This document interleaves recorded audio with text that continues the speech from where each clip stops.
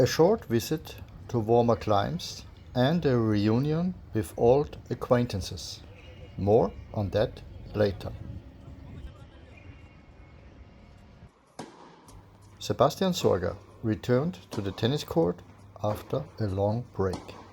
After the army and illness, his first priority was to recover physically. Now it's time to get back into tennis. First of all, 2 hours a day for the first week. After all, it's been more than 10 weeks without tennis, so it's important to gently get Sebastian back to his old routine. To our positive surprise, the quality of his strokes was very good right from the start.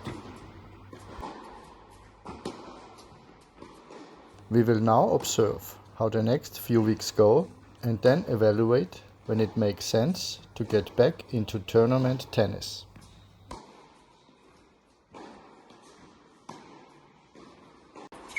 We also welcomed a new guest to Vienna this week. The young Ukrainian Nikita Bilosertsev joined us for a few days of practice.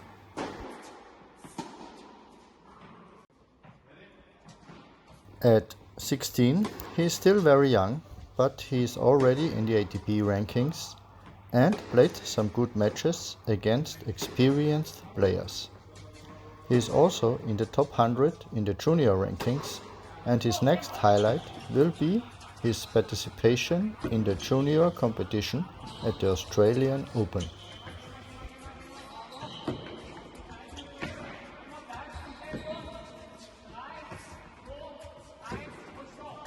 I spent a few days in Dubai. At this time of the year, the weather is ideal for tennis, and many players were there to prepare for the next season. The Dubai Tennis Championship is held annually at the Aviation Club Tennis Center, so the club is well known to most players. During my visit there, I met many familiar faces. The Kazakh team was there, and with Dima Bobko and Bejbit Sukayev, I met players I had worked with in the past. Goran Ivanisevic was also here, preparing for the upcoming tasks with his new female player, Rybakina. Shevchenko, Nedovyesov, Skatov and Yevseyev were also there. The Croatian Gojo also seems to be fit again after a long break due to injuries. My first visit to Dubai was back in the 1990s, when I was still an active player. The development of this emirate over the last 30 years is impressive. It shows once again that a clear vision and a goal can achieve a lot. In the case of Dubai, the available financial resources were of course also a decisive factor.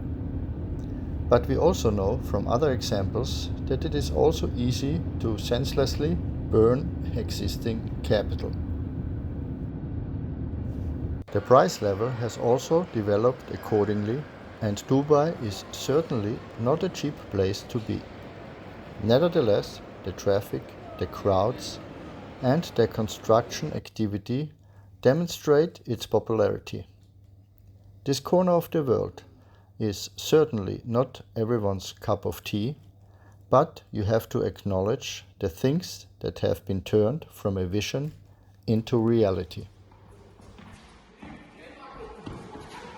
As in our sport, you can't afford to stand still and rest on your achievements, or to focus on the wrong things for too long.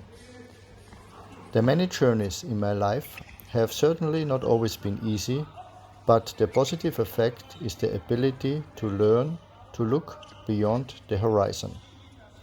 I think there's a lot to do in Europe in the future to be able to react on time to changing conditions. But that would be going too far into other topics.